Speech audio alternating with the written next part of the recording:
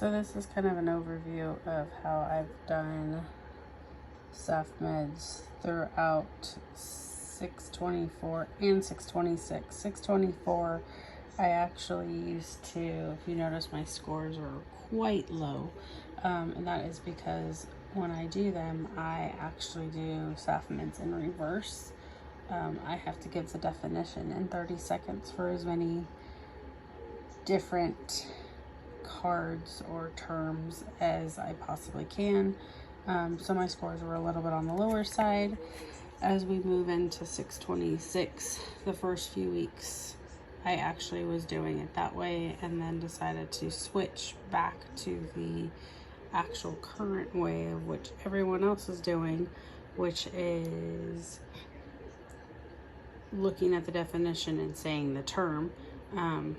On doing that, I have been able to actually meet the goal that is set forth for us, which is getting 14 to 16 and having a deceleration of at least less than 2 is my goal for myself.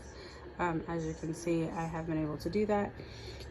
One of the big things that I do is every deck, I actually make a video recording or audio recording, actually not video recording, of myself stating the term and then the definition, or the term and the example, or the concept, any of that. And I listen to that at least once a day. Unfortunately, during this period of time, I had some unexpected things happen within my family. So as you can see towards the end here, I've actually been able to get higher scores. And that is due to having a lot more time sitting around waiting at a hospital. So I've been listening to that audio recording more. And I do know that my audio recording is set up to where I say the term.